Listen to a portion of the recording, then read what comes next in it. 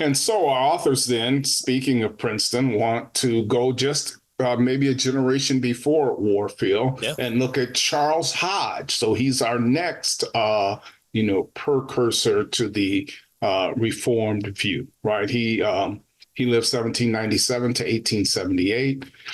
So common sense realism greatly influenced American philosophy and theology in the 19th century, notably at Princeton, as you mentioned, seminary. And so in part one of the book, we saw that our authors profiled the thought of B.B. Warfield. He was the dominant theologian at Princeton, but a generation before Warfield was Hodge, whose systematic theology, our authors suggest, is still often reprinted and widely respected today. Right.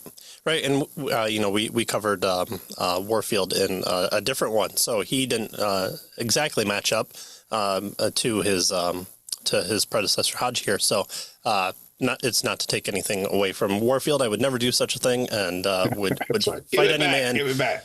Fight any man who said that I poo-pooed Warfield whatsoever. Well, Hodge's indebtedness to the common sense realistic tradition is apparent from the opening pages of his work. In chapter 1 of defending the notion of theology as a science and disputing the validity of speculative and mystical approaches to it, he defends an inductive model of theology patterned after natural sciences. He points out that the science comes to the study of nature with certain assumptions, notably the trustworthiness of his sense perception.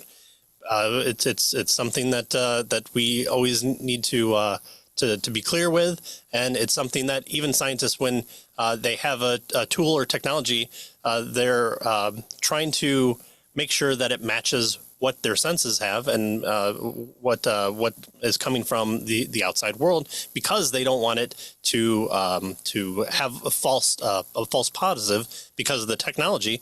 And so we just need to take a step back and say, okay, the microscope in front of you, you have to calibrate it. Now you have to calibrate your eyes and make sure that between the eye and the mind, if you will grant us the ability to say mind, we have to say, is it right? Is it correct? Is it honed well, and do we have certain assumptions about that? Well, so comes from the study of nature of certain assumptions here.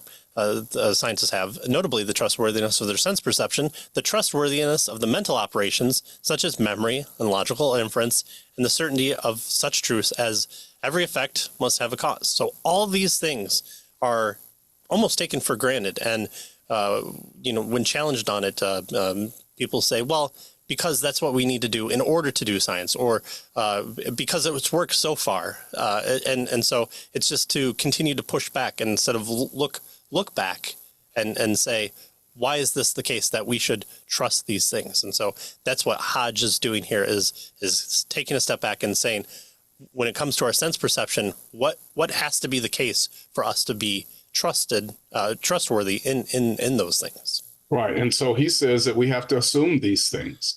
We have to presuppose these things, right? That our senses are trustworthy and our mental operations work the way they should, and our memory and logical inferences are as they are, and that sort of thing. We come into science and we have to assume these types of things, right? With regard to our doing science. And so he says also then, for the theologian and the Christian, the Bible is to the theologian what nature is to the man of science. So the theologian, like the scientist, comes to his task with all these various assumptions that he's mentioned as well.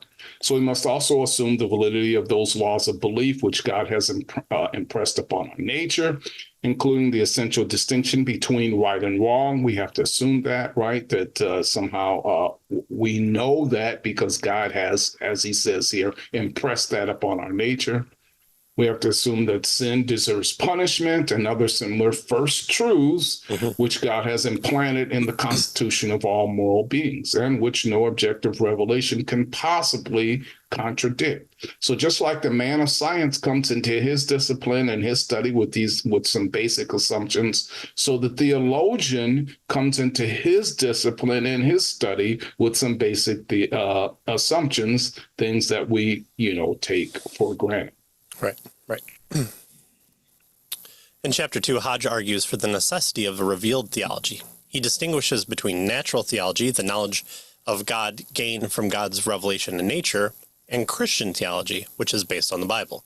In the third chapter, then, he discusses rationalism as a rival approach to the knowledge of God. Here, Hodge is concerned first to refute deism, a form of rationalism that affirms the existence of our Creator God, and yet denies any supernatural revelation from God, from that God. And this makes sense because although I think more widely claimed for the founding fathers are all deists, and no one's really Christian back then, deism was this challenge during Hodge's lifetime. So it makes sense that that would be of kind of a primary importance of why is he discussing this? Because like all good Christians throughout history, we're always writing against the heretics. Right. And so this form of rationalism that he's attempting to refute, is deism, and it affirms the existence of a creator and denies supernatural revelation. And then secondly, the second form of rationalism that Hodge refutes is a variety that admits some revelation of God in Scripture, but denies the absolute authority of Scripture. So first, there is no supernatural revelation. Yeah, God exists, but, we just kind of know God by nature, that kind of stuff. So that's the first thing he attacks. Secondly, he attacks the idea, well, there is supernatural, but it's not found in the absolute authority of Scripture. So those are the two things that he goes after. Now, Hodge's leading criticism of this rationalism is that it is founded upon a false principle, namely that it is irrational to believe what one does not comprehend.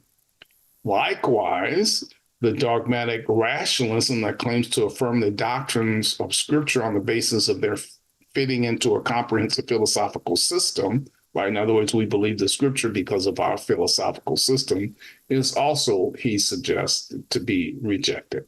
Right. Well, having examined and critiqued three versions of rationalism, Hodge sets forth what he understands to be the proper role of reason in Christian theology. So again, doesn't get rid of it, but says that it has a proper role. Why? Because God is a being of reason, and it's his reasoning that we mirror, made in his image. And so, of course, it has a proper role within even Christian theology.